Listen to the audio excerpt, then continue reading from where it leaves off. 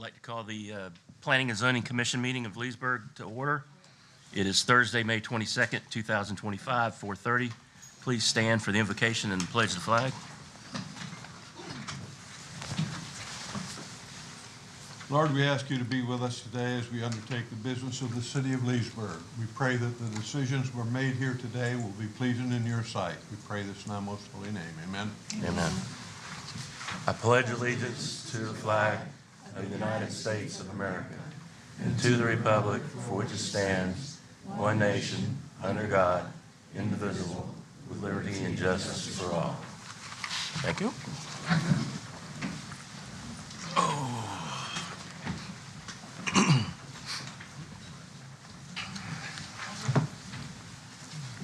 Everybody's had an opportunity to look at the minutes. Are there any additions, corrections, or deletions? If not, I'll accept the motion to approve. I make the motion to approve the minutes. I'll second that motion.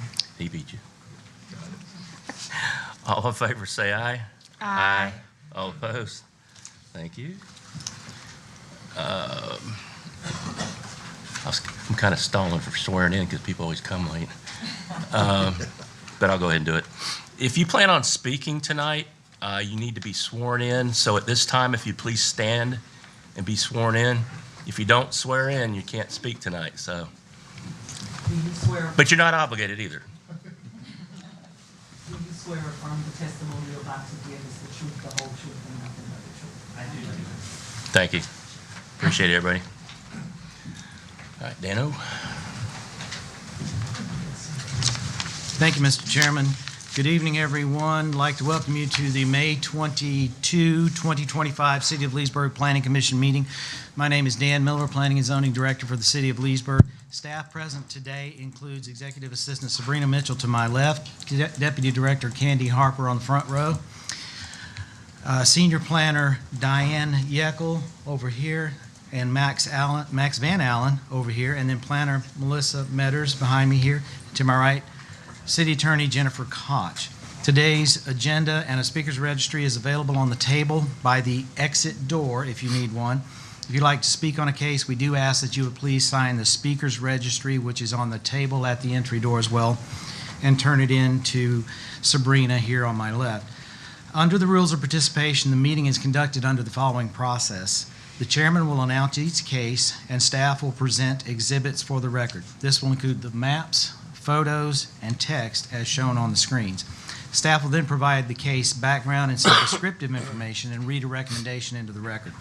The applicant will have the opportunity to speak on the case, and the public will have time to comment on the case. The applicant will then have an opportunity to respond, and the chairman will then close the case to the public. The commission will discuss the case, and at that point, the commission will take a vote on the case and move on to the next case. The Planning Commission is made of citizens of the City of Leesburg appointed by the City Commission, and they are charged with two major functions. One is making final decisions on cases such as variances and conditional uses. The second is to make recommendations for issues which will be heard by the City Commission. The city staff provides recommendations based on the city's comprehensive plan, land development regulations, and state statute requirements. Today there are 6 cases on the agenda. One is a case for a conditional use permit, which means the final decision on that case will be rendered today by the Planning Commission. This is the case for the accessory dwelling unit, which is on the back side of the agenda. The remainder of the cases on today's agenda are recommendations by the Planning Commission, and they will be forwarded to the City Commission for final decisions. The tentative dates for the City Commission hearings are listed in bold on the agenda. These dates are subject to be changed, so we ask everyone to please check with our office or the City Clerk's office to verify final hearing dates. And finally, on behalf of the staff of the City of Leesburg Planning Commission, we'd like to thank you for your participation in today's public hearing process. And thank you, Mr. Chairman. Thank you very much. The first 2 cases are together, so I'm going to read both of them and enter them into the record. New business public hearing case number LSCP 25-512, Lake Margaretta Estates, large-scale comprehensive plan amendment. And number 2 is public hearing case number PUD 25513, Lake Margaretta Estates Plan Unit Development. Thank you, Mr. Chairman. The overall proposal for this property, it is generally located south of County Road 48 and east of Number 2 Road. The western border of this property lies along Number 2 Road and is adjacent to the Eagle Tail Landing project, which is underway just across the street and is also within city limits. The total land area consists of approximately 196 acres. The project includes an annexation, a large-scale comp plan, and a rezoning. Approximately 103 of the 196 acres of the property is already within the city limits. That acreage has city zoning districts of agricultural and estate density residential and a future land use of estate. This is one of the last remaining ag parcels we have in the city. Because part of this land already lies within the city limits, the comp plan amendment for the property is for the remaining 90-plus acres, and the zoning is for the entire 196 acres. So don't let the geographies confuse you. Staff has got this lined out because not all the property is in Lake County. A significant portion is in Leesburg already. The comp plan for the project is requesting a change from Lake County future land use of rural transition and rural to city of Leesburg estate, which, as you know, is a maximum 4 units an acre. The zoning from the project will go from Lake County agriculture, city of Leesburg RE1, and Lake County agriculture to city of Leesburg planned unit development. Under the background, again, the site's 196 plus or minus undeveloped acres. The request is for future development of 586 single-family units, detached, I should say, single-family units, which you will see in the conceptual plan. Senior Planner Diane Yeckel will present the maps and photo exhibits, which include aerial zoning, future and surrounding land use maps, wetlands, flood zones, and CRA maps. Did you say detached or attached? Detached. My notes say attached, but it's detached. Okay. Yes, sir. Thank you. Thank you, Mr. Miller. As we can see from the aerial, the subject property is the south side of County Road 48 and east of Number 2 Road. For the zoning of the property, part of the subject property is zoned City RE1, Estate Density Residential, and City A, Agriculture, along with city zoning to the west of the subject property of City A, Agriculture, and PUD planned unit development. For the Lake County zoning, part of the subject property is also zoned Lake County A, Agriculture. There is also Lake County A to the north, south, and west. Lake County R2, Estate Residential to the east and north, and Lake County R6, Urban Residential, and R1, Rural Residential, also to the north. The proposed zoning is PUD, planned unit development. The future land use, once again, part of the subject property has a future land use of city estate residential, along with the estate density residential to the west. For Lake County future land use, part of the subject property has an FLU of rural and rural transition, which is also to the east and west. We have Lake County rural transition and urban low density to the north, and Lake County rural to the south. The proposed future land use is estate density residential. For surrounding land use, we have to the north, single-family, vacant residential, and manufactured home. To the east, we have single-family and nursery. To the south, we have single-family, timber, and cropland. And to the west, we have single-family, timber, and an orange grove. And the commission district is Commission District Number 3. And for the city boundary, we can see that part of the subject property is in city limits and 3 of the parcels are in Lake County. It is in the Leesburg ISBA. And the surrounding developments include Eagletail, Whispering Hills, and Windmill and Windsong, down to the lower southern western. It was annexed in 2008. And for the flood zones, the northern part of the subject property is in the flood zone. And wetlands as well. The northern part of the subject property also has wetlands. For the photos, the top is a close-up of the sign onto the subject property from number 2 road. The bottom is looking north along number 2 road from the subject property. The top is looking east onto the subject property from number 2 road. And the bottom is looking south along number 2 road from the subject property. And then we have looking west across number 2 road from the subject property. And then the bottom is a close-up of the sign onto the subject property from County Road 48. The top photo is looking north from the subject property across County Road 48. And the bottom photo is looking east along County Road 48 from the subject property. The top photo is looking south onto the subject property from County Road 48, and the bottom photo is looking west along County Road 48 from the subject property. The top is a close-up of the sign onto the subject property from Trimpey Road. And the bottom photo is looking north along Trimpey Road from the subject property. The top photo is looking east across the Trimpey Road from the subject property. And the bottom photo is looking south along Trimpey Road from the subject property. The top photo is looking west onto the subject property from Trimpey Road. And the bottom photo is a close-up of the sign onto the subject property from Arrow Lane. The top photo is looking north along Arrow Lane from the subject property.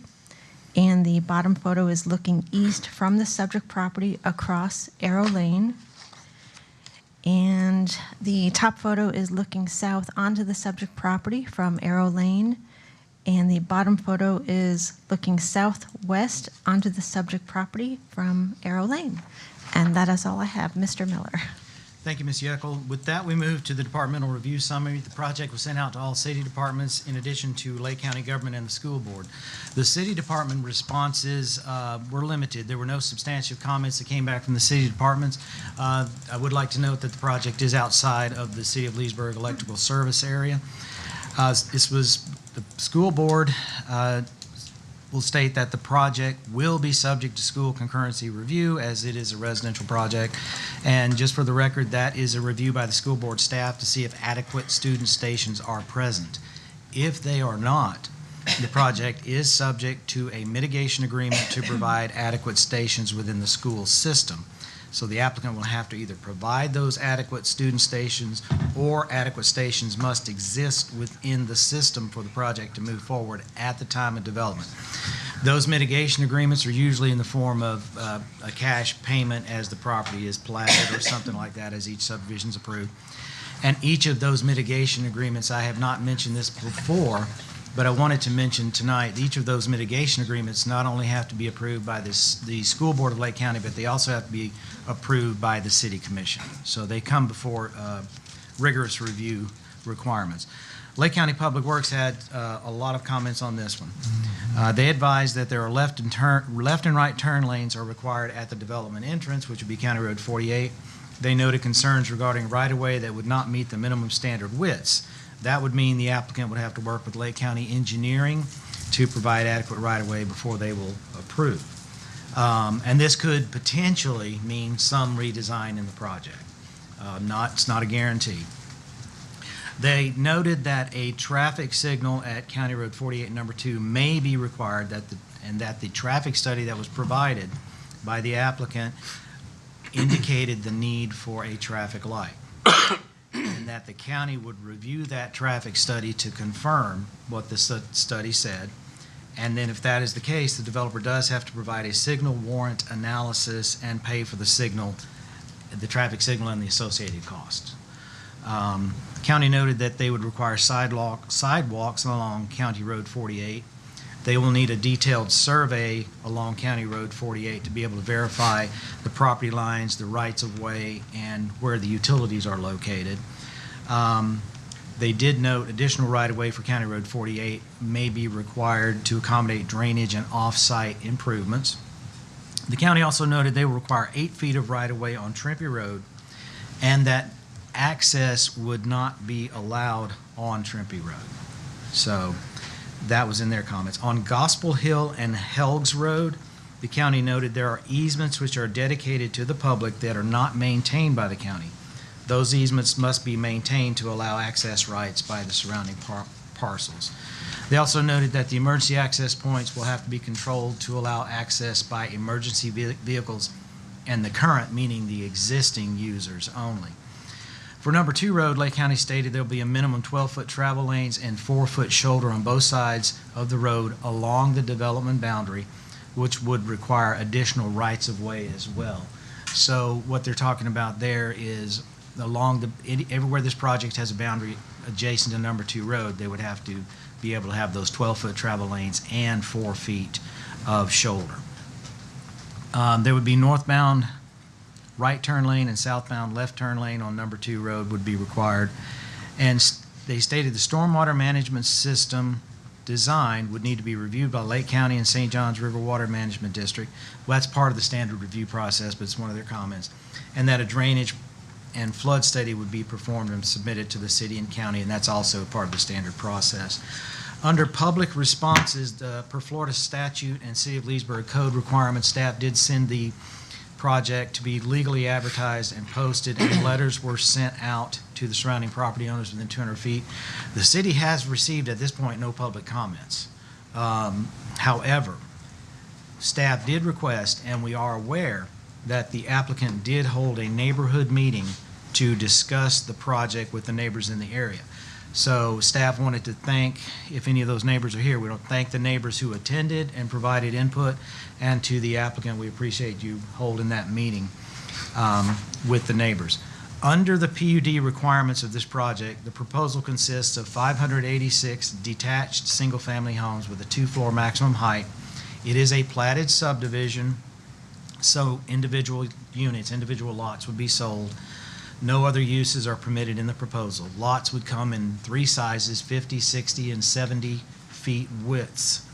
316 of those lots would be 50 feet wide with a minimum house size of 1,700 square feet. 155 of those lots would be 60 feet wide with an 1,800 square foot house minimum. And 115 of those lots will have 70-foot wide lot sizes with a minimum of 1,900 square foot homes. Under design and architectural standards, it's pretty standard what you have seen before.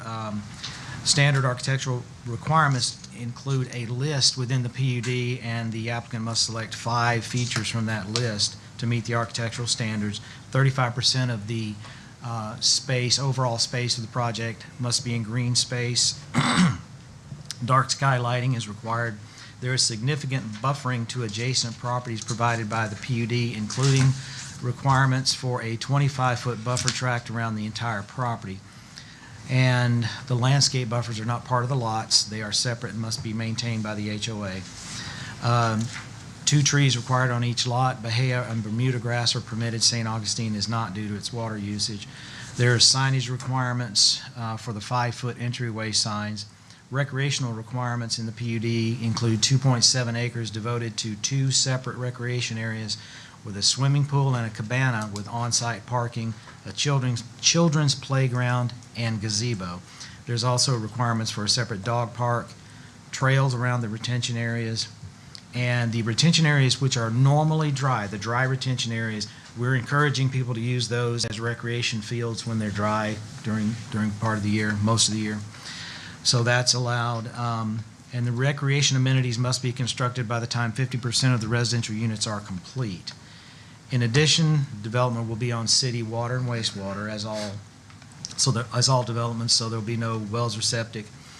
And then finally, we have the standard phasing clause, which requires the applicant to move forward with a substantial commencement, i.e. building permit or site plan, within 4 years, or the property has an automatic reversion to the RE1 zoning, which is 1 unit per acre, which in this case, at 196 acres, rough estimate would be 196 houses. So staff is recommending approval for these cases. I'd like to go ahead and read the recommendations, if I may, Mr. Chairman. How many years was the reversal? 4 years. It's been standardized Right. to 4 years now on all PUDs. Makes it a lot easier to keep up with. Yeah. So for the project Lake Margaretta Estates, large-scale comp plan to Leesburg Estate Residential under case number LSCP 25512, Planning and Zoning Department is recommending approval of the request for the following reasons. One, the project meets the requirements of Chapter 163.3184 Florida statutes for large-scale comprehensive plan amendments. Two, the proposed large-scale comp plan amendment is compatible with the adjacent future land use designations of Lake County urban low-density, rural transition, rural, and city estate residential. Three, the proposed zoning classification of PUD plan unit development is compatible as conditioned with the current surrounding zoning districts of Lake County R1 rural residential, R2, which is their estate residential, R3 medium residential district, R6 urban residential, CFD, which is community facility, and A district and A agriculture, as well as with city agriculture and PUD plan unit development. Four, the proposed future land use designation for the site is consistent with the city's growth management plan, future land use element goal 1, objective 1.6, and the action requested is vote to approve the staff recommendation to change the future land use of the subject property from Lake County rural transition and rural to City of Leesburg estate residential, and forward this recommendation to the City Commission for their consideration. So staff is recommending approval on that. And then under the PUD, Mr. Chairman, for Lake Margaretta Estates, rezoning to PUD under case number PUD 25513, Planning and Zoning Department recommends approval of this request for the following reasons. One, the proposed zoning classification of PUD plan unit development is compatible as conditioned with the current surrounding zoning districts of Lake County R1, R2, R3, R6, CFD, and A agriculture, as well as with city agriculture and PUD. Two, the proposed large-scale comprehensive plan amendment is compatible with the adjacent future land use designations of Lake County urban low-density, rural transition, rural, and city estate residential. Three, the proposed request as conditioned does not appear to create a detriment to surrounding properties based on the conditions, location, and proximity to future compatible development. The action requested is vote to approve staff's recommendation to rezone the subject property from Lake County agriculture, city agriculture, and RE1 estate residential to City of Leesburg PUD plan unit development and forward to the City Commission for consideration. Mr. Chairman, staff is recommending approval on both these cases. Mr. Mike Rankin of Land Planning Group in Tavares is here to represent the case and answer any additional questions you may have. Thank you, sir. Thank you. Any questions of staff? I have one quick question. What density is in Lake County rural? What density is in rural residential or rural transitional I don't have and those. agricultural? In agriculture, I think it's 1 per 5. I apologize, Okay, Mr. O'Kelly. that's okay. I just Rural was and rural curious. transition are similar, but I don't know off the top of my head. I meant to grab that It's okay. when I walked out the door. But Thank you. they are similar and low, like that. Any other questions? Mr. Rankin? Please state your name and your address, please. Good afternoon, Mr. Chair, members of the commission, staff, and audience. For the record, Mike Rankin, Land Planning Group, president and owner, and I'm going to yield my time to Tom Daly, who's going to take you a little bit further in depth report on our project. Thanks.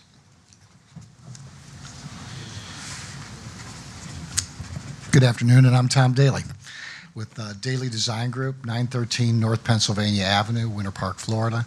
We're here on behalf of the applicant. With us, we're urban planners and landscape architects.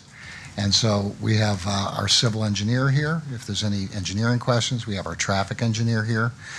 We have the developers here tonight. I have a few slides. Can I ask you to go through? And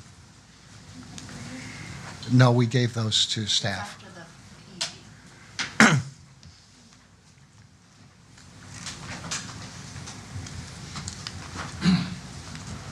There we go. Okay. Like Mr. Miller said, The property is comprised of both city property and county property. The areas up there on the north side where it says Amendment Parcel A, that is currently in the county. It has a rural transition future land use, and in the county that allows for 1 home per acre. The 2 little 10-acre sites at the bottom, those are also here for consideration for annexation. They're both 10 acres, and they're allowed 1 home per 5 acres currently under the future land use. And the main part of the property, which is currently accessed by number 2 road, is currently within the city, and it contains that estate residential future land use, which allows up to 4 homes per acre. So basically what we're doing is we're taking the outlier county property, tying them together so that we can have a cohesive development. All the access to this site is going to be from County Road 48. And as Mr. Miller pointed out, there's going to need to be road improvements on that road, intersection improvements. We are prohibited from having any form of access to road number 2, and we agreed to that, with the exception of emergency vehicles, where I think Dan had mentioned there's it's called Gospel Hill Road on the maps, but it's a county easement. And there's folks that this property included that currently use that to access their sites. So you can go to the next slide, please. And this is just again, this is the zoning. And again, we're going to take, we're requesting that we annex the properties in, change the future land use so that everything is consistent across the whole 196 acres, and then zone the entire property to PUD. You can go to the next slide, please. This is our master plan, but it's kind of the darkened areas in the center are the city property. So more than 50% of the site is within the city right now. And so the brighter colored Village A and the 2 orange squares at the bottom are what we're currently asking to be annexed into the city of Leesburg. You can go to the next one, please. And this is our master plan. It'll be broken up into 3 villages, 2 to 3 phases of construction. You can see there's a main road that accesses to the north, the primary access off of 48. We're aligning that with a driveway or a subdivision entrance across the street. But like Mr. Miller was pointing out, we're going to be going through all the design criteria with the county. It's their road. And we have a pond that's up there on the north. That's kind of the low side of the site that fronts along 48, County Road 48. And so, if we have to, give right of way for the improvements that we do, we've got plenty of room to do that. The project itself is the future land use that we're asking for is up to 4 homes per acre. However, we've agreed to cap that at 3 units per acre, recognizing the transition component of this as we go to basically the eastern boundaries of the city's service area, the ISBA. We're all west of that line. I don't know, you can see it on this graphic, but it's the easternmost property boundary, which is the limits of what the city can provide utilities to. And so everything is within the purview of the city to be ultimately annexed and ultimately served by public utilities. There's a total of, with the cap of 3 homes per acre, what we're requesting is a total of 586 homes with a mixture of home sizes. There's no commercial, there's no townhomes, there's no multifamily. This is all single-family, detached residential project with a main amenity center in the center, in the middle of the project. It's the purple in that area there. And so that'll serve the entire community. Those green squares that you can see, those are the neighborhood parks.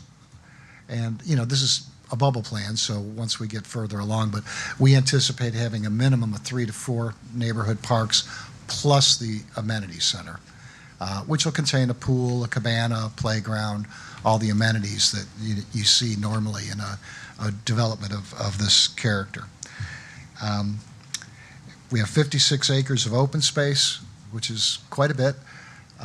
We have the Lake Margareta, which is up there on the darker green, up on the upper left-hand side, where that's a wetland, and we're not proposing to impact that wetland.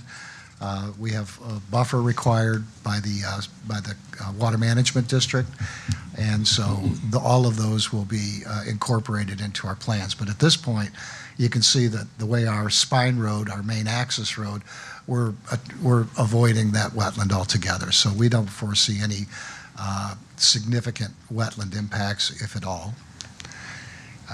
We did hold a community meeting, and I was looking for the date. I didn't write it down, but we had it over at Venetian Isle. There was about 30 people that showed up from both the Trimpe Lane and then the folks that are in the center of the property. A majority of the issues at the community meeting were not just traffic volume, but traffic safety. Apparently, the way that the road is striped out there, people will pass on the double yellow stripe lines, and people pulling out don't see them. And so those are some of the things when we look at designing our intersection improvements that we're going to take into consideration, just to try to help an existing problem that's out there today. So, and with that, you know, we appreciate staff's support, and we look for your support, and I'm here to answer any questions that you might have. Any questions? Yeah, I have one real quick. I think maybe you misspoke. Is it 3 or 4 homes per acre? 3. 3? The comprehensive plan allows up to 4. The PUD zoning caps it at 3. 2.98. Yes, below 3. Any other questions? Oh, boy. More people, huh? Is that a question? Just a statement. Okay, I was curious. Thank you. Thank you. And again, if you have any other questions, I'm here to respond. Is there anybody here to speak for or against it from the audience? Okay. We'll close to the public for discussion and render a decision. Is there any discussion on the project? My statement that I wanted to make is that at a point in time, and I appreciate y'all adjusting a little bit as far as density in the project. 48 is a busy road already, as we know, and 500 to 600 more vehicles on there, minimal, is quite a boot. Plus 27 intersection and coming to Leesburg. There's a point in time where we can grow to the point where we're not comfortable living in where we've always lived. And this bothers me. You know, if we lived in Missouri, we wouldn't be having this problem. I understand that. We live in Florida, which I've lived in most of my life, but I don't know what to do about it. I don't think I can do anything about it except recommend denial on something that continues to grow. But then when the comp plan for the city and comp plan for the state says that, you know, it fits, I'm just having a problem with it, gentlemen. I'm venting a little bit.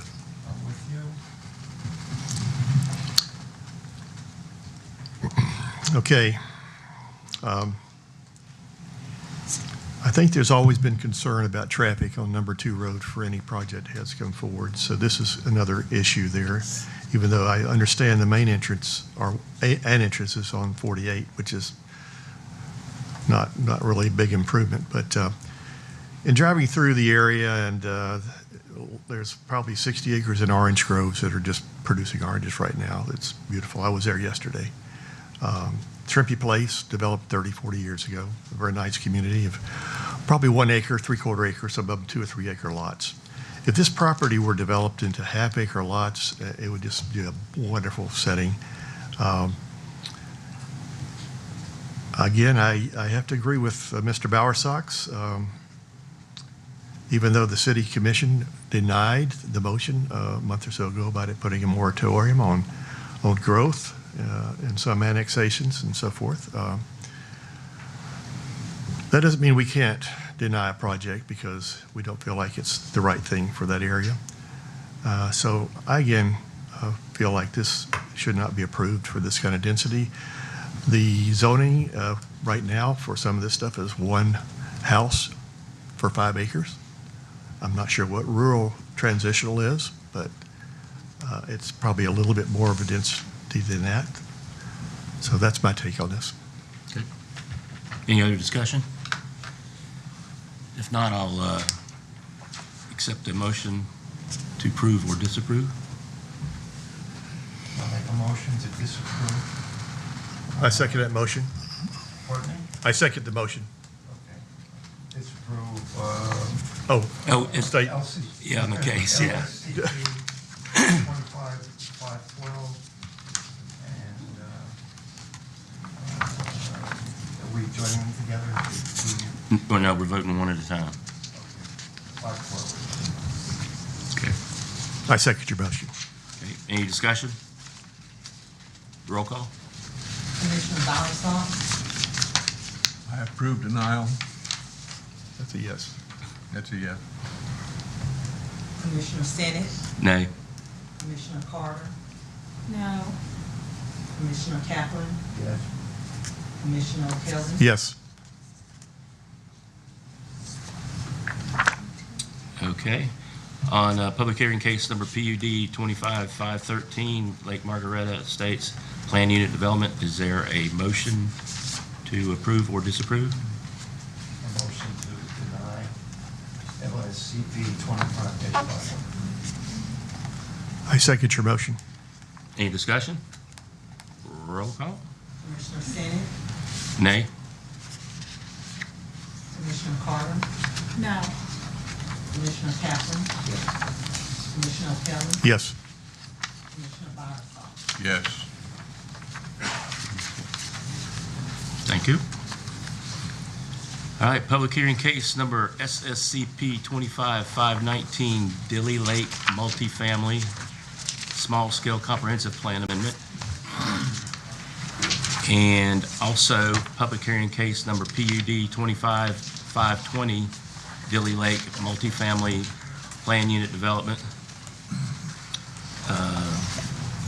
We give them a couple seconds to get out.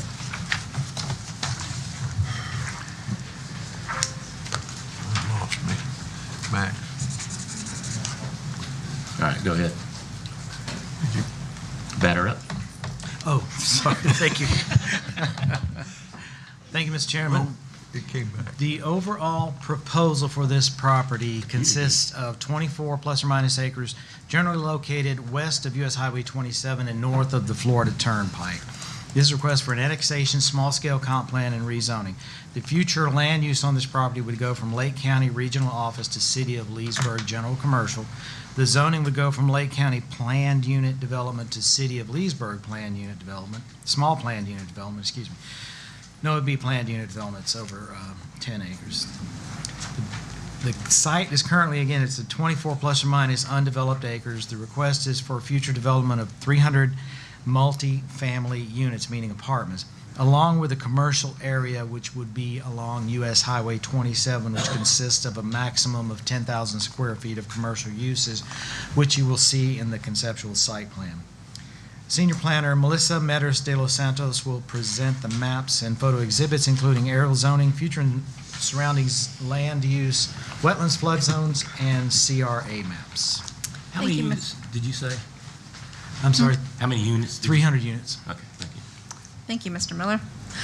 As you can see, this map shows the extended aerial of the subject property in relation to the area. It is west of US 27 and north of the Ronald Reagan Turnpike. This closer aerial shows the subject property is west of US Highway 27 and north of Ronald Reagan Turnpike. The city zoning map shows the subject property near city properties with PZ zoning to the north, east, and south. The Lake County zoning map shows the subject property as PUD, Plan Unit Development, and to the southwest there is also PUD zoning. It also shows that there is A, agricultural to the northwest, east, southeast, south, and west. To the south and southeast there is also C2 Community Commercial District. This map shows the proposed Plan Unit Development zoning.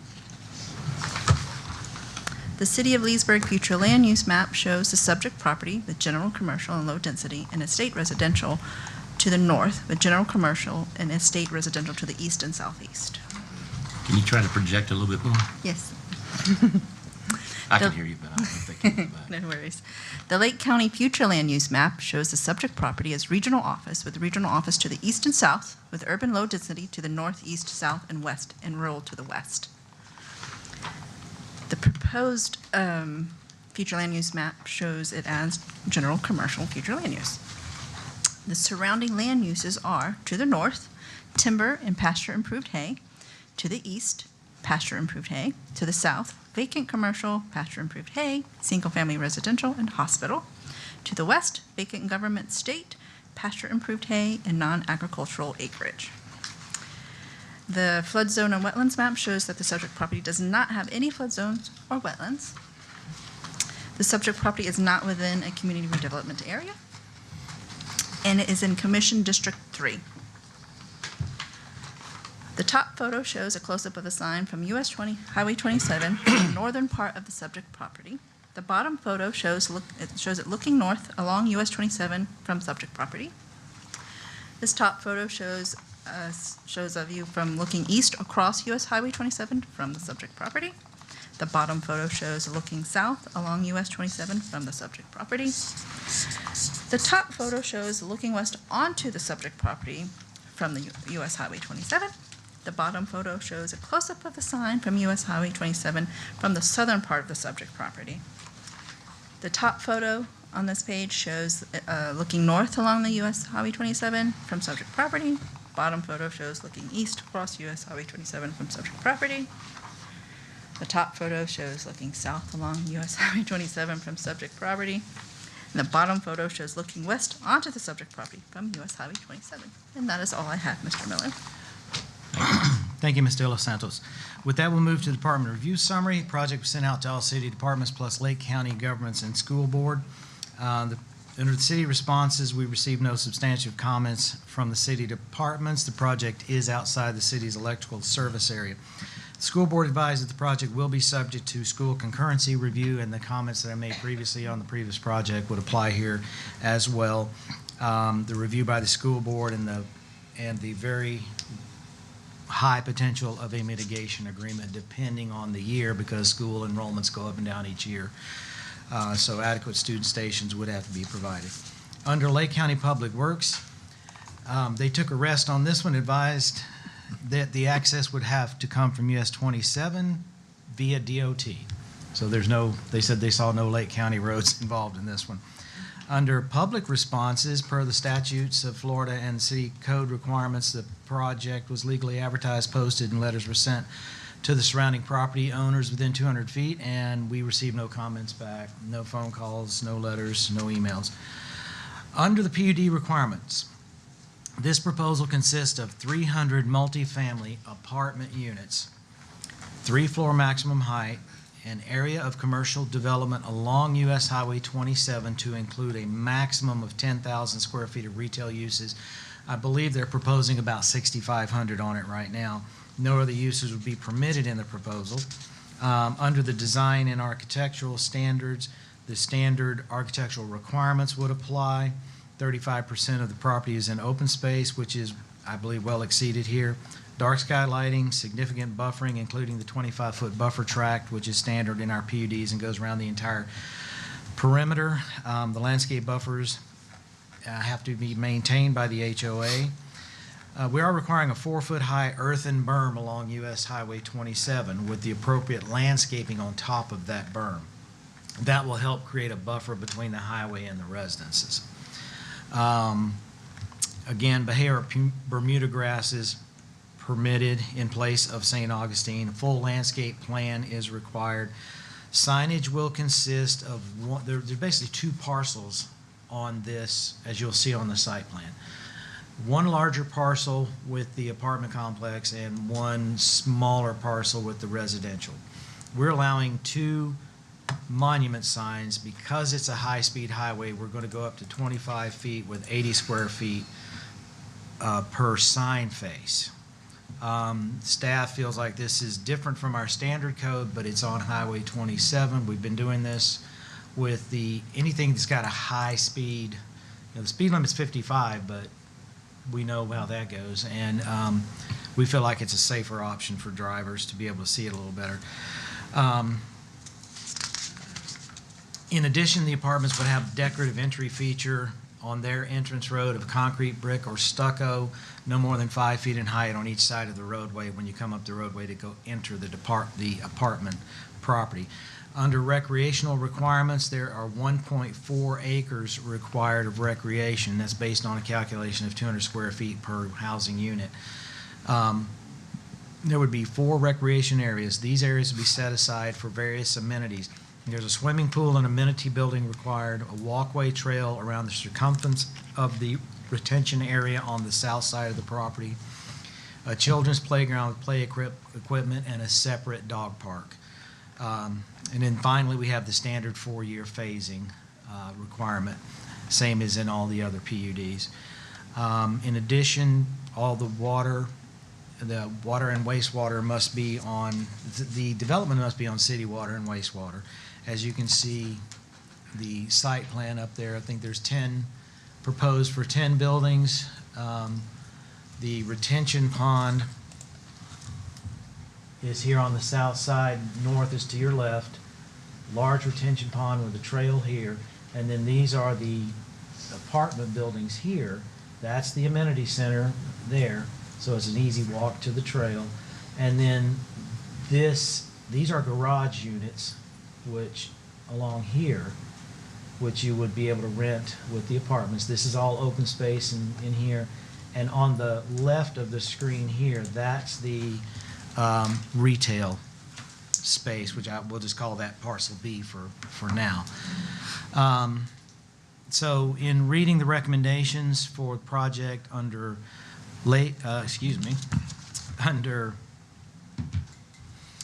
Dilly Lake Multifamily and Convenience Store, request to amend the comp plan to City of Leesburg Commercial under case number SSCP 25-519. The Planning and Zoning Department is recommending approval of the request for the following reasons. 1, the project meets the requirements of Chapter 163.3187 for a small-scale comprehensive plan amendment. 2, the proposed request is compatible with the adjacent future land use designations of Lake County Regional Office and Urban Low Density and City of Leesburg General Commercial. 3, the proposed request is compatible with the proposed zoning of City of Leesburg PUD, which is planned unit development as its condition. 4, the proposed future land use designation for the site is consistent with the city's growth management plan, future land use element goal 1, objective 1.6 and 1.8. And the action requested is vote to approve the small-scale comp plan amendment from Lake County Regional Office to City of Leesburg General Commercial and forward this recommendation to the City Commission for their consideration. Under the zoning portion of this case, under Project Dilly Lake Multifamily, request to rezone from Lake County PUD to City of Leesburg PUD, under case number PUD 25-520, Planning and Zoning Department is recommending approval of the request for the following reasons. 1, the proposed zoning classification of plan unit development is compatible as conditioned with the current surrounding zoning districts of Lake County A, agriculture, C2, which is their community commercial, and City of Leesburg PUD, which is planned unit development. 2, the proposed small-scale comp plan amendment is compatible with the adjacent future land use designations of Lake County Regional Office and Urban Low Density and City of Leesburg General Commercial. And 3, the proposed request is consistent with the existing patterns of development in the U.S. Highway 27 and Ronald Reagan Turnpike area.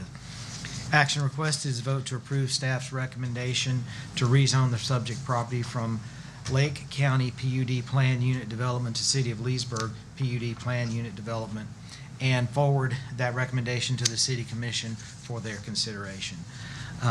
Staff is recommending approval for both these cases. Mr. Chairman, I believe Mr. Robbie Moon and Mr. Milan Nandy from the firm of KPM Franklin are here to represent the case and answer any additional questions you may have, sir. Okay. I have one question. Yes, sir. For clarification. Earlier you said it was multifamily and residential. You meant retail, right?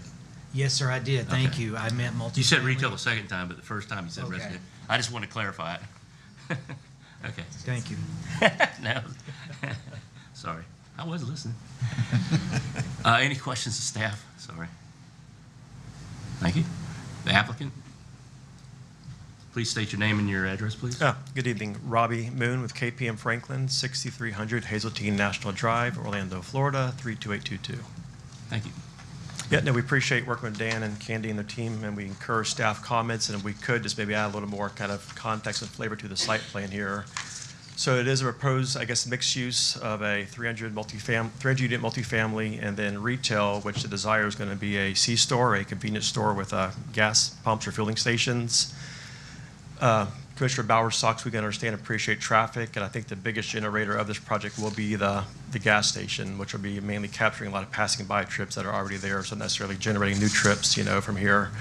And then the traffic methodology was submitted with the application, and they did show, I think, only like 30% of the trips going into town per se. So most of the trips will be coming and going from the turnpike directly and not impacting the downtown, core area from your concerns. We worked exclusively with DOT, US 27, due to the proximity to the turnpike. They limited our access to a directional entrance on the very northernmost or plan left there, which would be a directional intersection, which most of the traffic will come in. Then there'll be a right turn only leaving the gas station. And then we will have an emergency access only a little further south serving the multifamily. The majority of the traffic will be coming and going from the northernmost entrance. The layout, as you see, there's a lot of green. We've done, I think, open space requirements 35%. We're probably 45 or 50. The pond should be more of a blue shade. It will be a wet pond, with a fountain per staff requirements. There'll be a nice amenity and water feature there. The berm, I think which the client was going to suggest doing a berm anyways to provide some buffering from the road for noise, plus helps you prevent you driving by and seeing the parking lot there too as well. So the berm goes both ways. And then we think we've laid out the buildings here pretty well. It's a pretty, I guess, sparse laid out. It's real roomy. We have the pedestrian connectivity internally, so it's going to promote internal, communication of pedestrians and kids and families within the development, not walking along the road. There's going to be a dog park in the top right there. We've done a good job saving some large oak trees. There's going to be a playground in the southwest corner, which will be, within the trees. A mail center, the walking trails. I think we've done a good job with working with the developer to kind of lay out a nice, pleasing development without cramming a lot in there. We worked with city utility departments. We understand there's utilities being brought down this way, which will be part of a pro rata share to pay for the capacity.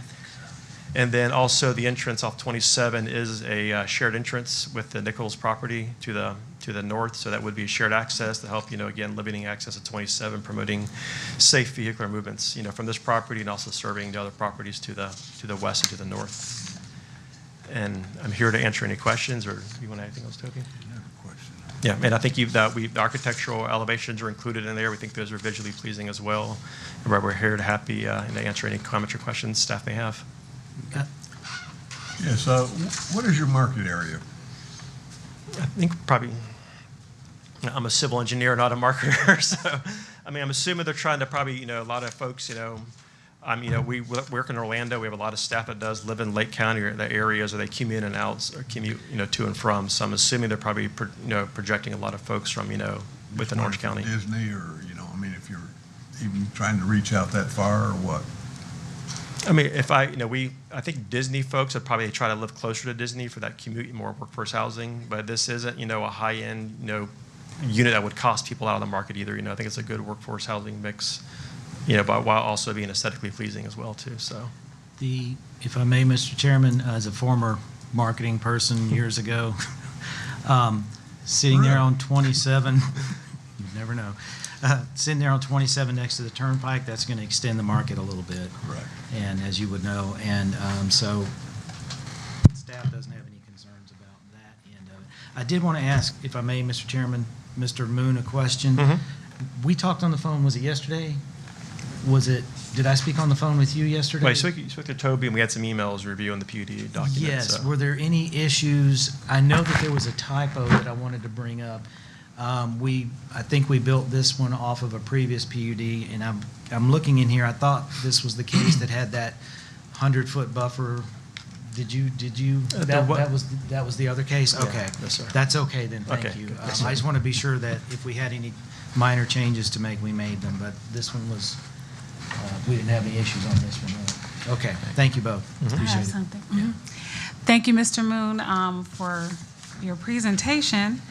I applaud your effort on the green space. I'm just saying this because I want it to be said, so it goes on the record. Have you guys ever considered any childcare or school options along with your project? I mean, it is, 10,000 square feet commercial, so it does give the availability there. So I think we'll probably let the market speak to it. I know they're looking at the convenience store, but we could take that into consideration. Well, I just, the same effort that we do in for convenience stores, I think we should be thinking more about childcare and the children. Yes, it's nice to have a activity center. That's wonderful.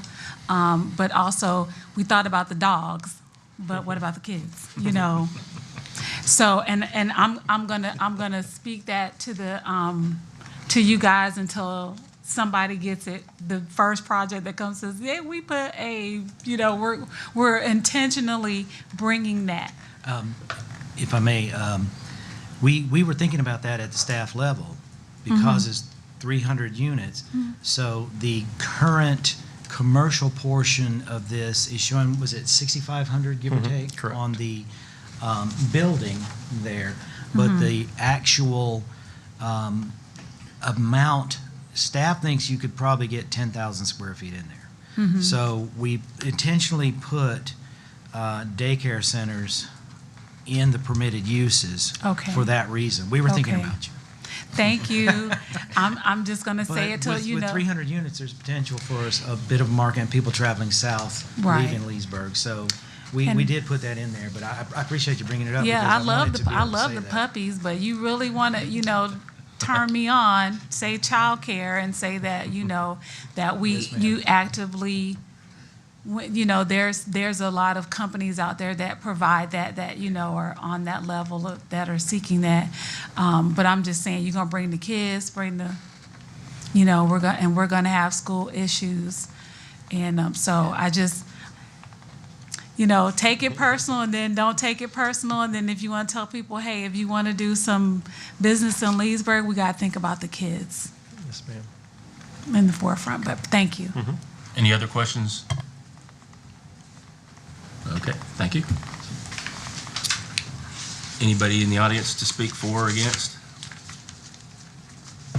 All right, we'll close to the public and for discussion and render a decision. Any discussion? I got a question, well, it's gone now, on the site plan. In this parcel to the south, next to the turnpike, is that part of this project? Is that county property? What's I don't that? know what you want. This right there, what is that? Right, this? No, right there with the hand. is. Yeah, right there, what is that? Canal parcel. That That's is probably a retention pond for the turnpike. It's not part of this. I believe it belongs to the Turnpike Authority. Okay. I don't I was remember just for sure. curious. Is that? I think it's state or something. It's either state or Turnpike Authority, or but I believe it's retention. Okay. On this site plan, the, I guess, convenience store gas station is on the front of that, and what's in the back? It's on the north. The store is Yeah. right here. Okay, so that's a This would different- be the entrance coming to the apartments like this. And you get your boulevard here, and then you can get into the convenience store or whatever commercial use ends up being there. And then there will be a right out here and an emergency access point right through between these two sets of garages.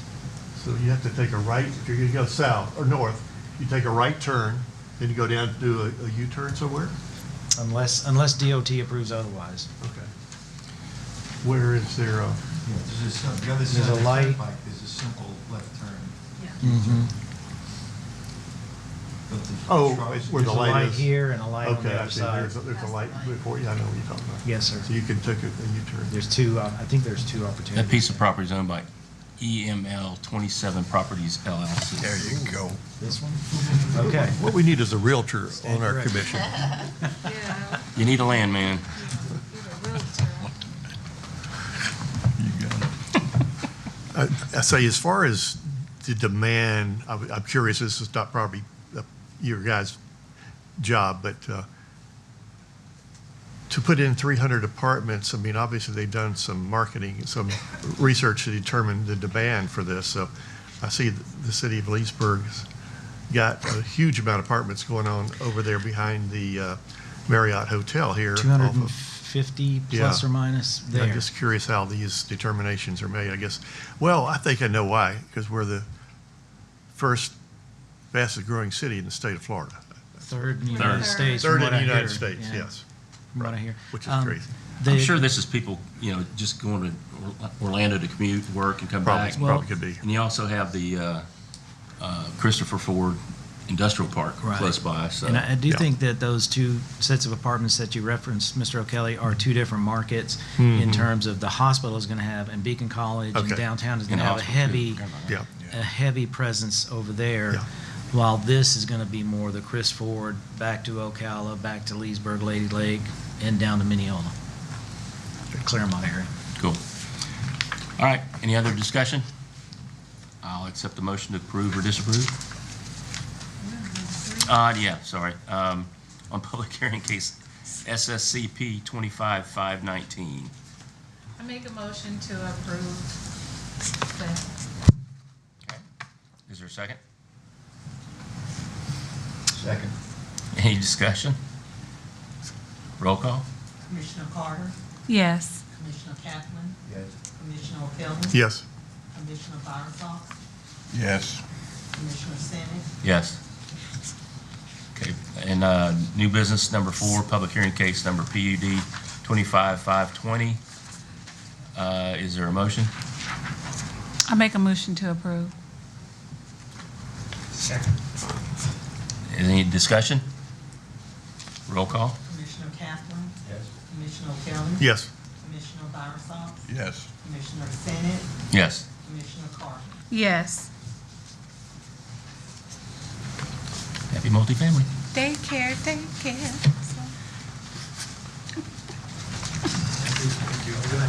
Take care. New business number 5, public hearing case number AMDT 25596, section 25292, 18, mobile food vendor ordinance revision. Okay, Mr. Chairman, in updating the ordinance section 25292, parentheses 18, under the background, to comply with the state of Florida preemptions at the state level and clarify the approval processes for mobile vendors, the staff is proposing updates to the Code of Ordinances, specifically section 25292, parentheses 18. This would include replacing the permitting process with a letter of location compliance and removing the fees from mobile food vending. The prospective vendor would have to provide proof of state mandated documents to the planning and zoning staff. Basically, the state of Florida has gone in and preempted what cities can do in regards to food trucks, mobile vendors like that. So clarification, this is basically clarification on how to obtain permission to be a food vendor, which would be included in this code update. And there would be 3 scenarios where you can be a food truck or a food vendor. One is to get a temporary use permit, which allows you to go onto one property under a letter of location compliance for a limited time, up to 2 times a year. So it's quite restrictive in that. Hot dog stand or something? Yes. The second way is to get a special events permit, which is, those are run by the Recreation Department for events like the Bike Fest. Those come under one big permit. You put your food truck in there, and the Recreation Department, or whoever it is that puts that particular permit in, so it's one permit there. The most common way is the third way, which would be a mobile food vendor letter of location compliance. Basically, and Max is going to give us a presentation, but basically what they've done is taken away city's ability to do very much about it. So we have taken, and Max has done a good job with putting together the ordinance. We've sent it out to different city departments, including code enforcement and recreation. The city attorney's office has looked at it. And so I think a few local business owners have also looked through it. So, and the city manager, deputy city manager, et cetera. So at this time, I'd like to ask Max Van Allen, senior planner, to make a presentation to the commission on those proposed changes. Thank you, Mr. Miller. First, we're going to look at a map of the Central Business District and the Historic Preservation District, because these are two areas in which mobile food vendors are not permitted unless they are in conjunction with a special events permit. So we wanted to identify these areas. Today we are discussing proposed revisions to the mobile food vendor ordinance, City Code Section 25-292-18. This section regulates food truck vending activities within the entirety of the city limits. The state has preempted the regulation of food trucks and hot dog carts, also known as mobile food vendors, to their jurisdiction. Thus, some changes to the code were necessary. Several city departments, as mentioned, are directly involved with the regulation and enforcement of mobile food vendors. Planning and zoning assists permanent and temporary vendors through letters of location compliance and temporary uses. The Leesburg Fire Department conducts fire inspections for each food truck. The Recreation Department handles the special events. Code enforcement ensures compliance with regulations. Since the state legislature has preempted the regulation of licenses, registrations, permits, and fees, local governments may not require additional fees, permits, or additional licenses and registrations prior to allowing mobile food vending activities. Basically saying that the state is the first and foremost regulator of these activities, and that what the state requirements are what goes. However, the city still has the jurisdiction to regulate time, manner, location, and require proof of state-mandated licenses, registrations, permits, and insurance. So basically, we're asking them to provide their documentation from the state, and then we're regulating location, time, and manner.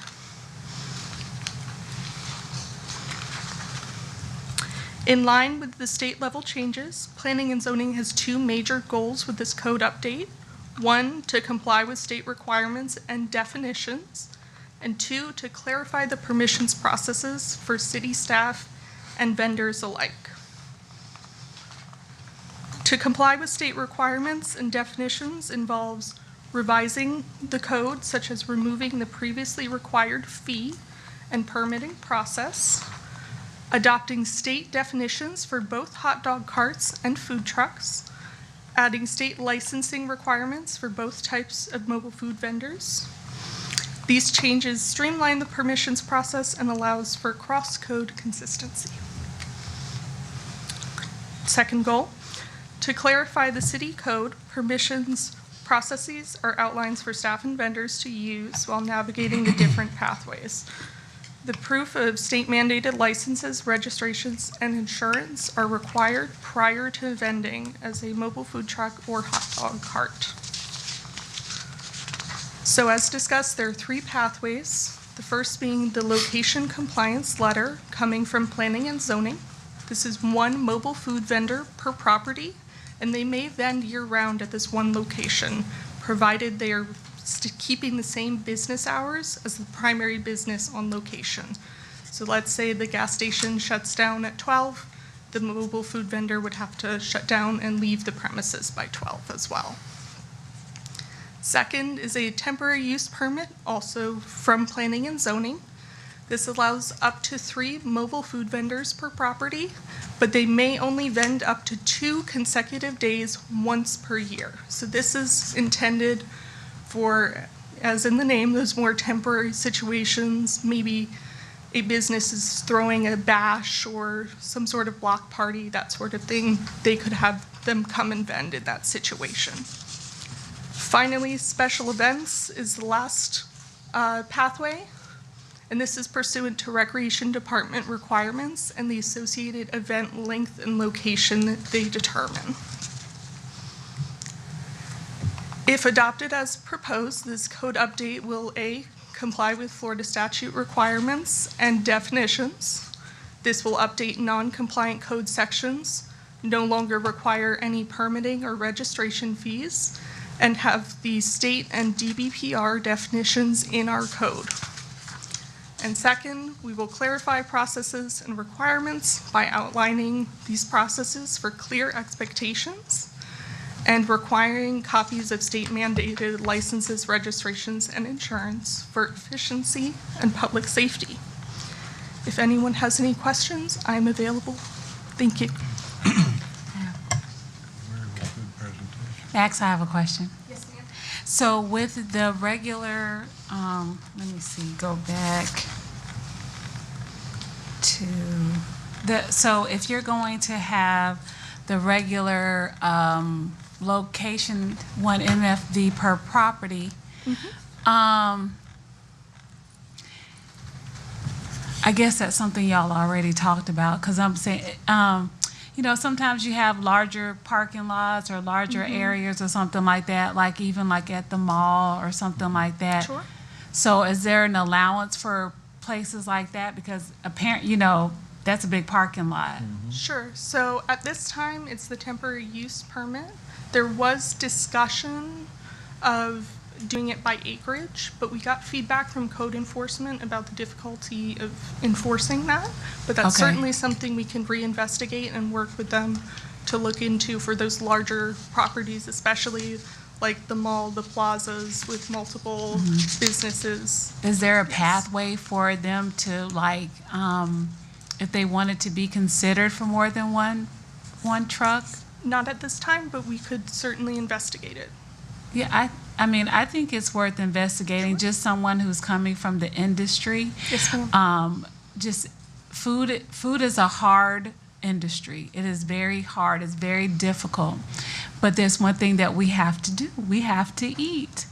And for people that are, you know, going into that industry, and you have to applaud their efforts as well, but you know, we don't want to make barriers to make it hard for them to be able to do that. You know, so I mean, that's the first thing I'm thinking about is the mall or other plazas that really could hold more than one food truck. Sure. And us saying, oh, you can only have one food truck is very restrictive, but I understand with the compliance, I mean, with the code enforcement of saying, oh, we're gonna map it out. But if there was some way, and I would be willing to help any way that I could, something that we could get in there to say that they could even request permission to get another truck, and then maybe we worked with code enforcement to say, okay, following along with the code that, you know, it's safe to have X amount of trucks that would bring X amount of people. Because, you know, we don't want a 50-foot lot with 4 trucks on it, you know, that's gonna be dangerous. But then you have somewhere like the mall that could have 4 or 5 trucks, you know, just along the perimeter. And that's, you know, we wanna be good for business if the people are here. And it's a hard business. So, you know, if we can have consider, I don't know what, you know, I know I'm not, it's just a suggestion. Thank you. We'll look into it and see what we can do with code enforcement. Yeah, and if, like I said, if I can help, and you did an excellent job. I mean, I think that's great what you did on there. Thank you. Any other questions? Yes, I do, Mr. Chairman. Thank you for covering this quite well. There's these mobile restaurants need to be regulated, of course, for cleanliness, for safety issues. A lot of them are gas operated, so they can be time bombs if they're not properly taken care of and inspected. Most of them have fire suppression systems in them that need to be current and up to date. And those papers they're required to hold, they need to have available when they show up for an event, so that the fire department can look those over and make sure they're in compliance. I'm for the food vendors as well, but you also don't want them setting up next to a restaurant that's established, you know, and compete with them because they come in, you know, boom, boom, boom, and compete with the local restaurant. So that's something that also needs to be considered. But insurance and safety is the biggest concern. They do, through the chair to Mr. Bowersox, our fire department does go and do a review of each one, and they have the appropriate safety equipment. There was some discussion about, Max, do you recall some discussion about the mall, and isn't there a maximum number up to 3 units, was it? That's through the temporary use That's at the this temporary point in use, right. time. We did investigate further, but as I said, code enforcement gave some feedback about the difficulty of regulating via acreage. Okay. So I think that's an opportunity for us to enhance this and So go into it a little bit more. if it passes as it is now, it would still be 1 permanent on the mall. Correct. But if we give the ordinance a chance to kind of settle in, because it's a little bit different than the old one. Yeah, I'd because of rather the bring state. it back than to pass something like that now without doing And some kind then of study if on it. everything is going well, we could figure out, because the mall could, I agree that the mall could hold more than just the They one. had, the mall And- had a food truck rally. Right, Like- yes.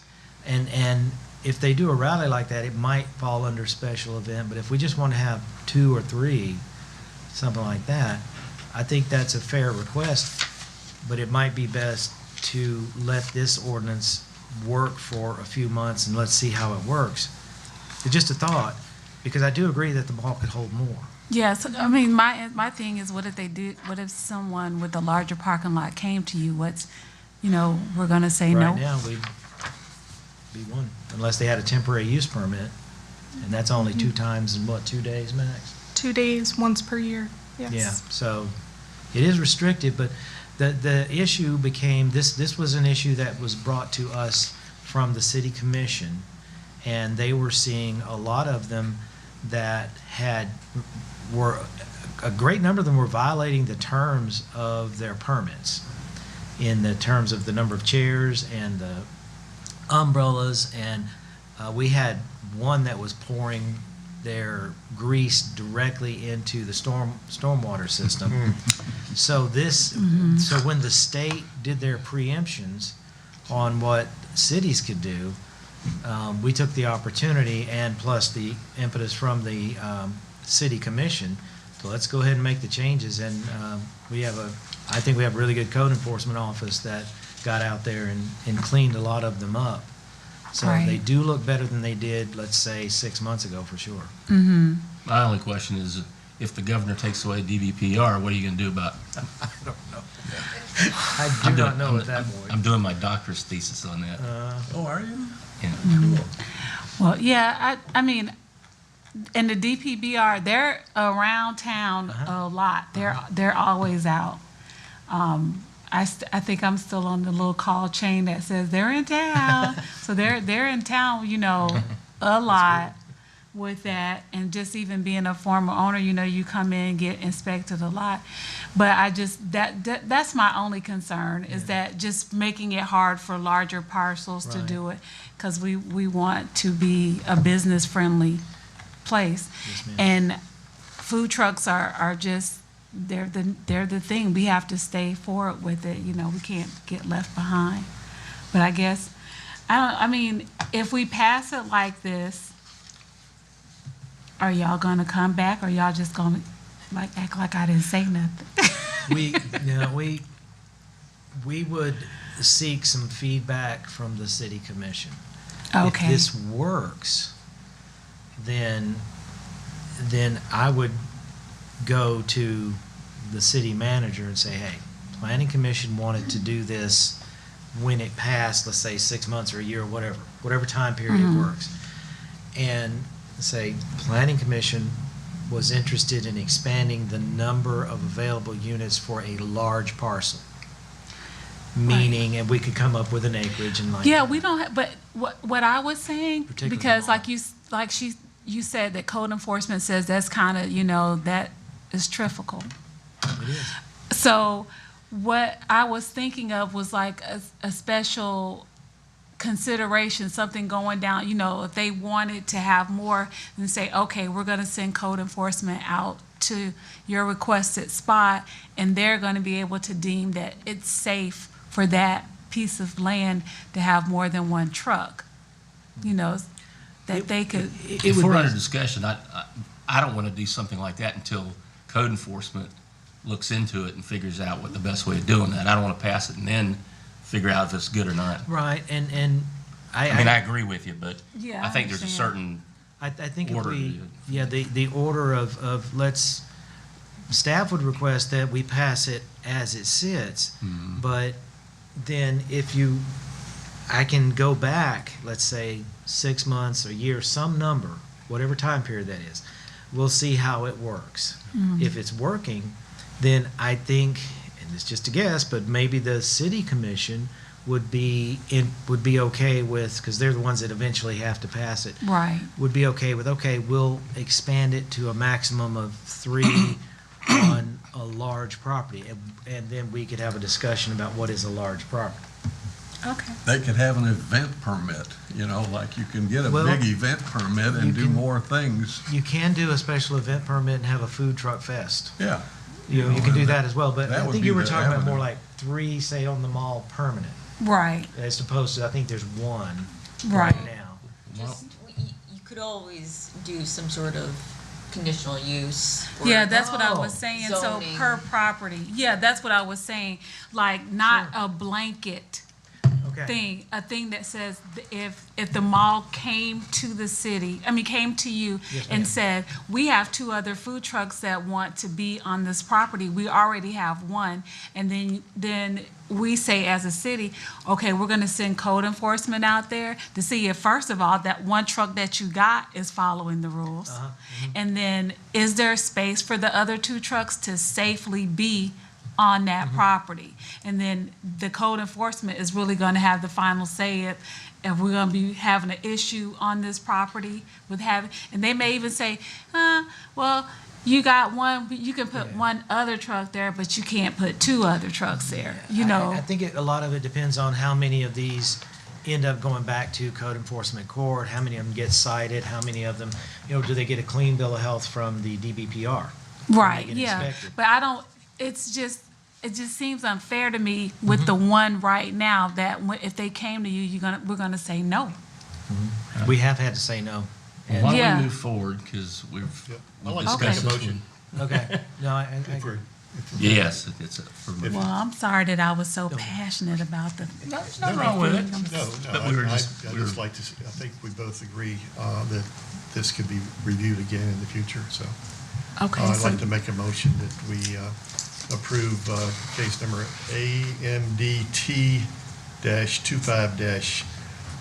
AMDT-25-596-section 25-292, 18, mobile food vendor ordinance revision. could we I'll add second that we that come? motion. I'm sorry, Jeremy. Can we add that we we would come back in a year? I'm okay with that. You have to revise the motion. I'll revise the motion to include that we come back in a year. Thank you. I just don't want to do staff work, I'll second It the would be- amendment. Okay, to be reviewed within a year. Okay, it's been motioned and seconded. Any discussion? I think we discussed it. Yep, we got a discussion. Discussed it, we killed it. Beat that poor horse. Roll call. Couldn't think of what else. Commissioner Kelly, Yes. Commissioner I totally Donaldson, agree with you. Yes. Commissioner Bennett, Yes. Commissioner Carter? Of course.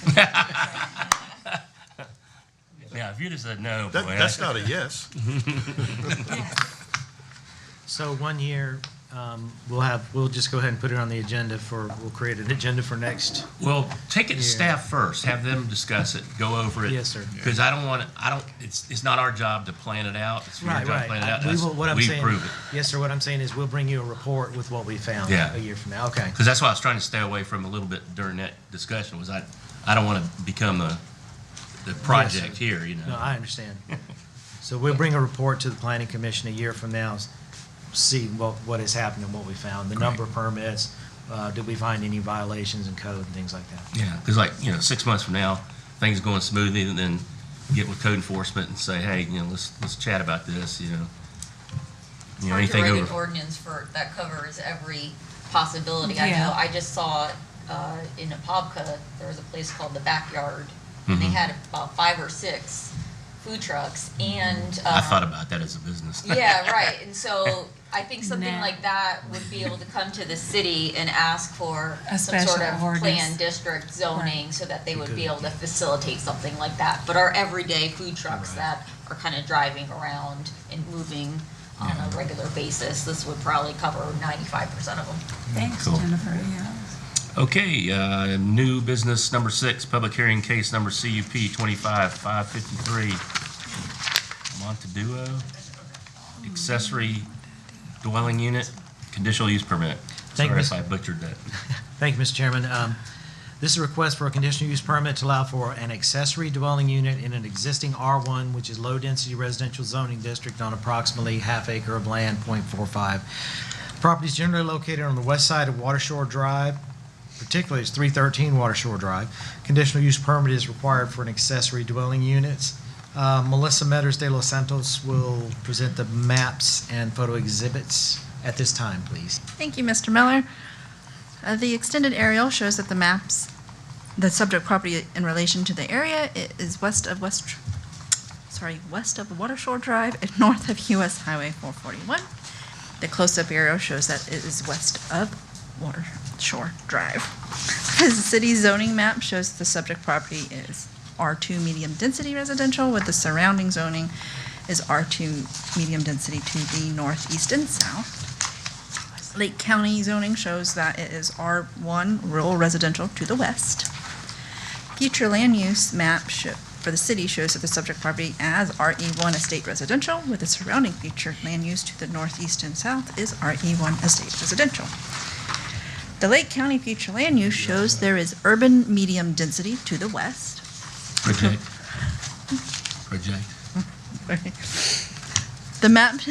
This map shows that the I'm proposed teaching condition- theater at the end of the day. This map shows the proposed conditional use overlay for the subject property. The surrounding land uses are to the north, east, and south, single-family residential, to the west, multifamily residential. The flood zone and wetlands map shows that there are no flood zones or wetlands on the subject property. The subject property is in the 27/441 community redevelopment area. And the subject property is in Commission District 5. The top photo shows there's a close-up of a sign on Watershore Drive. The bottom photo shows that it's looking north along Watershore Drive from the subject property. The top photo shows looking east across Watershore Drive from the subject property. The bottom photo shows looking south along Watershore Drive from the subject property. And the final photo shows it's looking west onto the subject property from Watershore Drive. And that is all I have, Mr. Miller. Thank you, Ms. De Los Santos. Under the departmental review summary, the project was sent out to all city departments, plus Lake County Government School Board. Under city departments, no substantive comments from the city departments. School Board had no comment. Lake County Public Works had no comment. There were no public responses. We did send the project out per the Florida statutes and code of ordinances of the city of Leesburg. It was advertised, posted, and letters sent out. Again, no comments from them. Under the recommendation for the Montado accessory dwelling unit, which is a conditional use permit for one accessory dwelling unit in the R2. I misspoke previously. It's R2, not R1 in my introduction. In an R2 medium-density residential zoning district. And the state residential future land use category planning and zoning department is recommending approval of this request for the following reasons. Number one, a conditional use permit is required for under Chapter 25, 284, the use table. Number two, the request meets the criteria set forth in Section 25, 141 conditional uses and Section 25, 284 district use regulations of the City of Leesburg Code of Ordinances for the granting of a conditional use permit. Three, subject to the conditions listed below, the proposed conditional use does not appear to create a detrimental impact on the surrounding properties. And four, the request does not create a negative impact or an inconsistency with the City of Leesburg comprehensive plan. No specific or difficult conditions on this one. It's the allowance of the development of one accessory dwelling unit at this location. It is subject to all other City of Leesburg code requirements, and including zoning and building code, impact fee regulations. Granting of this permit does not exempt the property from any other governmental agencies' requirements or impact fees, and violations of these conditions can result in the permit becoming null and void, and it has to be signed within 90 days. Action request is vote to approve the conditional use permit for the subject property to allow for the development of one accessory dwelling units. So staff is recommending approval, and if I may, I would like to thank Ms. Montato for her patience sitting through. It is unfortunate that she had to do that. We have to put these in the order. Generally, we have to put them in the order that they come in, so thank you very much. We really appreciate it. Thank you, Mr. Chairman. Thank you. Any questions of staff? She got a lesson in city government, didn't she? Yeah. Or not. I have a question of staff. Yes, sir. What does a accessory dwelling unit allow? Okay. Thank you. I should have explained that in the beginning. When you build on a residential lot, you have what's called your primary dwelling unit. That's your house. And then if you want to have what we would then call a mother-in-law suite or something like that, an accessory dwelling unit is generally a dwelling unit that is separate from the primary dwelling unit, the house. So, and there's a number of them in Palmora Park and places like that, where it's just a separate garage that could be converted into a small unit. The City of Leesburg allows it under Chapter 25. There's maximums in terms of the number of square footage, and so Ms. Montato and her family met all the requirements in this case. And get their own address as well? It would be, Like a B. it can get its own address. Usually it would be like a B or something. Yes, ma'am. 109 and a half or something. 109 and a like half, that. could be 313 and a half. I'm not sure how it would be addressed, but as staff does think that due to the rising cost of housing, not just family situations and things like that, but just in general, without even getting into family situations, that there are a lot of dwelling units that are going to go in because it's a lot cheaper to build another house no bigger than 800 square feet or so. Right. Essentially in your backyard, your side yard, if you have a large enough lot. And someone can live there peacefully and have a nice, decent place to live rather than a starter home, which in Lake County, you're looking at 300,000 plus. So that's a big wave of the future. It's really taking off in California in some places, and that tends to be a bellwether, like it or not, that tends to be a bellwether of what happens in the rest of the nation sometimes. Another question, could this be rented? Yes, to sir, a because it's an non-family member? accessory dwelling unit. Okay, Yes. just curious. Any other questions of staff? Does the applicant have anything to add? I just hope y'all approve it. Okay. Any questions of the applicant? Okay. We'll close to the public for discussion and render a decision. Mr. Chairman, if you're ready, I'm ready for a motion. I'm ready to go home. Public hearing case CUP 25553, I recommend approval. Second. All, roll call?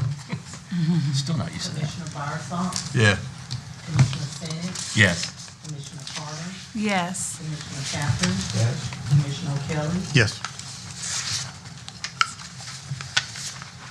So when's the pool party?